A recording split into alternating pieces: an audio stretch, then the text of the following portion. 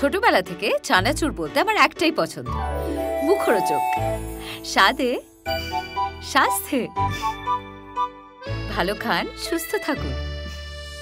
মুখরোচক, ভালোবাসার ৭৫ বছর। এখন তো সব মেম সাহেব সাহেব হয়ে যাচ্ছে, কারণ মমতা শঙ্করের একটা ইন্টারভিউ আমার খুব ভালো লেগেছিল, যে এই জেনারেশনে চেঞ্জ হচ্ছে, জামা কাপড় বদলেছে, তারা অনেক রাস্তায় বেরিয়েছে মেয়েরা, খুবই ভালো, ভালো লাগে। কিন্তু সাহেবই হতে গিয়ে সাহেবদের খারাপটা নিলাম, ভালোটা নিলাম না, এটা যেন না হয়।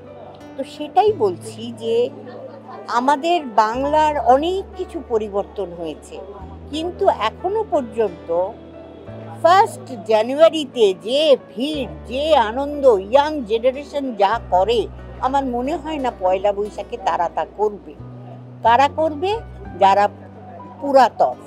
ওই জন্যই বলছি, তাদের কিন্তু যারা বনেদি ফ্যামিলি, যারা, তাদের কিন্তু পয়লা বৈশাখ আজও আমাদের মা ঠাকুমা তারা কিন্তু সেই পয়লা বৈশাখের দিন সকালবেলা চান করো, হলুদ মেখে তাড়াতাড়ি এই পুজো করে, এই করে, এইগুলো কত ভালো লাগে।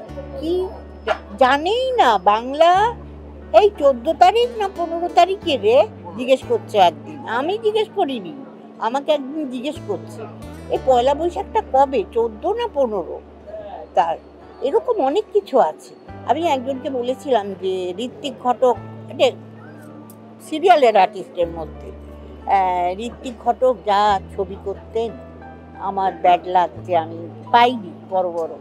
সত্যজিৎ রায়ের ছবি পেয়েও আমি করতে পারিনি। যাই হোক, আমি ঋত্বিক ঘটক কে গো দিদি আমাকে জিজ্ঞেস করেছিল, তখন থেকে আমি মুখে একদম চুপ। আমি বললাম না, আর আমি এখানে কথা বলব না। তো এই জেনারেশন খুব ভালো, যারা আসছে তারা খুবই সুন্দর করছে, কিন্তু কথা হচ্ছে কি মাস্টারের অভাব হয়ে গেছে। মাস্টার নেই, শেখাবে কি?